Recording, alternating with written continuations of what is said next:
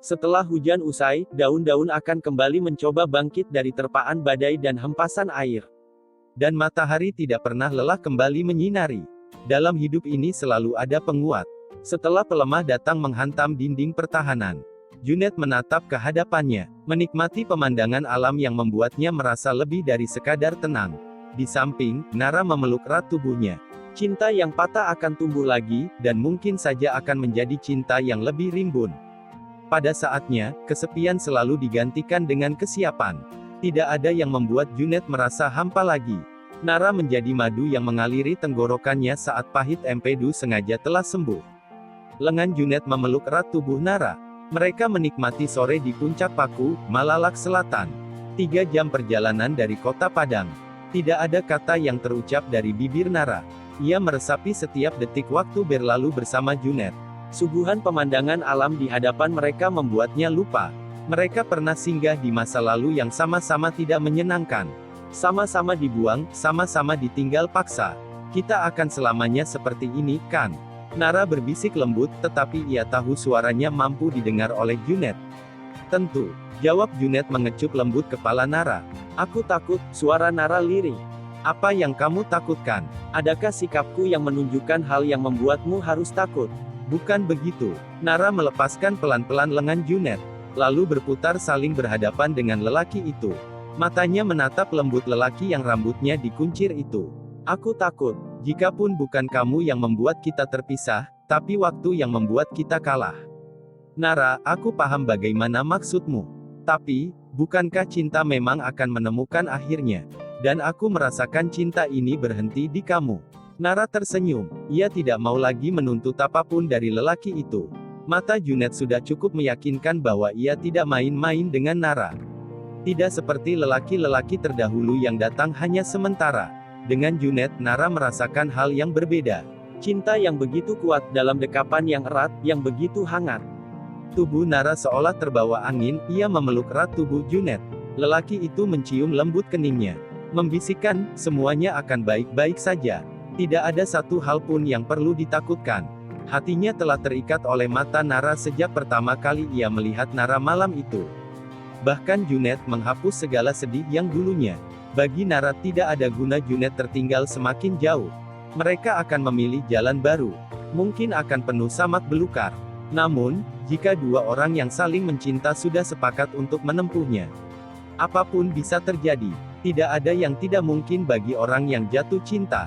Bahkan perihal yang tidak mungkin bagi orang lain sekalipun. Matahari jatuh pelan-pelan. Sedikit lagi akan terbenam di balik bukit. Junet memberi isyarat kepada Nara. Ini saatnya mereka pulang. Nara mengikuti langkah Junet. Lelaki itu memberikan helm. Perlakuan Junet selalu membuat Nara merasa nyaman bersamanya. Mengecup lembut kening Nara sebelum mereka meninggalkan puncak Paku. Selamat malam, sayang, ucap Junet. Kamu hati-hati, ya. Sebuah kecupan lembut menancap di kening Nara. Perempuan itu masuk ke dalam rumah. Junet pun menggas motor, lalu meninggalkan rumah Nara. Di balik jendela rumahnya, Kevin menatap ke arah mereka berdua. Adegan beberapa menit lalu membuatnya bersandar ke dinding. Rasanya lelah. Kevin mengempaskan tubuhnya ke sofa yang berada di ruang tengah. Ruang yang biasa ia gunakan dengan Nara untuk belajar dan menonton televisi. Namun, malam ini dia harus menenangkan diri. Bahwa ternyata memang sakit melihat orang yang dia cintai dikecup mesra oleh orang lain. Ia mencoba memejamkan matanya. Ia sadar, rasa sakit ini adalah buah kebodohannya sendiri. Tidak ada luka yang datang, jika saja cinta tidak ia biarkan terpendam. Ia cinta pada Nara, tetapi ia benci ketakutan yang selalu datang di dadanya.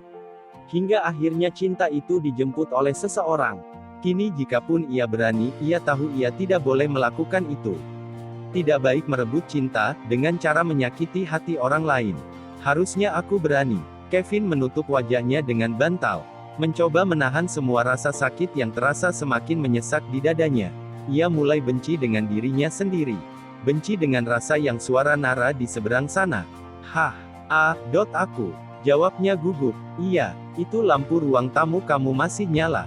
Kamu masih belajar. Oh iya, aku lagi bikin tugas. Vin, kamu sakit. Suara Nara khawatir. Enggak kok, aku baik-baik saja. Kevin berusaha membuat suaranya kembali setenang mungkin. Ya udah, Jangan dipaksain kalau sakit. aku istirahat dulu, ya. Abis jalan sama Junet, kamu istirahat. Ingat kesehatanmu. Nara menutup teleponnya setelah Kevin mengucapkan selamat malam. Kevin mengembuskan napas lebih panjang. Menjadi pengecut ternyata sangat melelahkan. Bagaimana tidak, pada saat hatinya rapuh ia harus tetap terdengar kuat. Saat perasaannya tidak baik, ia harus tetap terlihat baik-baik saja. Sungguh berpura-pura bahagia atas keadaan yang tidak lagi membahagiakannya. Terasa semakin melelahkan. Sangat melelahkan. Kevin sibuk mengurusi ini itu untuk persiapan praktik lapangannya. Minggu depan dia sudah harus memulai kegiatan baru itu.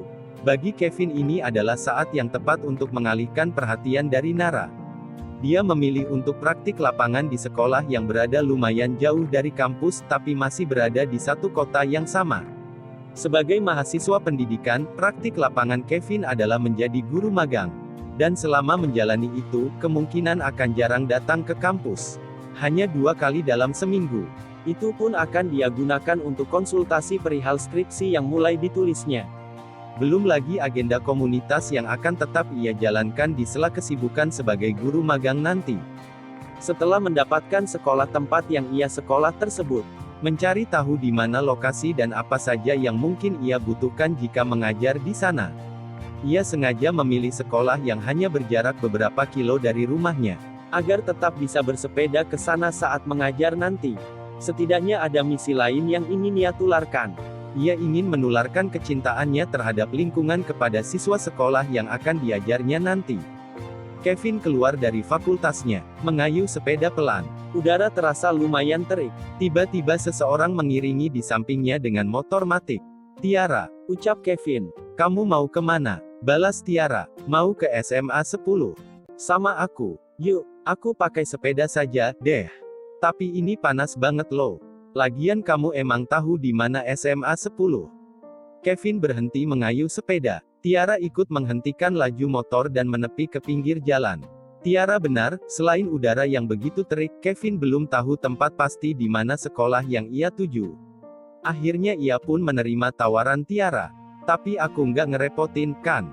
tanya Kevin segan. "Tenang, aku nggak ada jadwal apapun kok hari ini. Sekalian aku temenin kamu." "Ya." "Ya udah, yuk." Kevin hanya akan menerima naik motor dengan Tiara kalau alasannya kegiatan komunitas mereka. Karena mengantar proposal jauh dan tidak mungkin diantarkan dengan sepeda. Dan hari itu karena dia belum tahu pasti di mana letak sekolah yang ia tuju. Kesempatan itu pun dimanfaatkan oleh Tiara dengan sebaik-baiknya. Tangannya memeluk erat tubuh Kevin. Meski agak kurang nyaman, namun Kevin Junet, adiknya yang tadi sedang belajar di kursi sebelah Junet duduk, memilih masuk kamar. Seolah ia tahu bahwa ibunya sedang butuh waktu berdua dengan anak lelakinya itu. Ia tersenyum pada Junet. "Ibu kenapa belum tidur?" "Belum ngantuk. Ibu mau bicara sama kamu." "Iya, Bu. Ada apa?" "Akhir-akhir ini ibu perhatikan kamu sudah mulai berbeda." "Berbeda?" "Iya, kamu terlihat lebih bahagia." Junet tersenyum. "Nanti juga ibu tahu. Aku sedang dekat dengan seseorang, Bu." "Dia perempuan yang baik." Ibunya hanya tersenyum. Ia sudah cukup mendapat penjelasan dari Junet. Selama ini ia pun memang tidak pernah terlalu jauh mencampuri urusan anak lelakinya. Ibunya hanya menyediakan diri menjadi pendengar yang baik. "Oh ya, Bu, aku mau minta izin. Bulan depan aku mau rock climbing lagi, ya. Mau ngilangin stres sebelum ujian." Junet menjelaskan maksudnya. "Kemana lagi?" tanya ibunya dengan nada cemas. "Nggak jauh, kok. Tapi belum dipastikan," jawab Junet tenang. "Ibu khawatir dengan hobimu itu."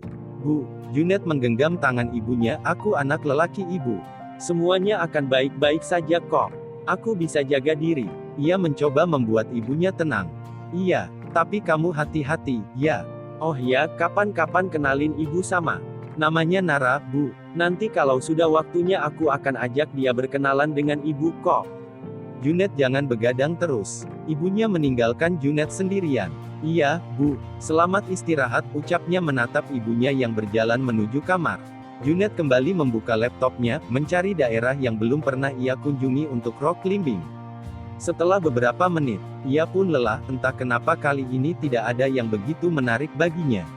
Apakah hasrat untuk memanjat tebing sudah berkurang? Entahlah. Ia pun menutup laptopnya. Ia menatap layar ponselnya, lalu mencari nama Nara. Ia mengetik beberapa kalimat di layar ponselnya, lalu menghapusnya lagi. Pasti Nara sudah tertidur pulas, batinnya. Junet meletakkan ponsel di sebelah laptop, merebahkan tubuh di kursi. Malam ini seperti ia akan terlelap di kursi itu lagi.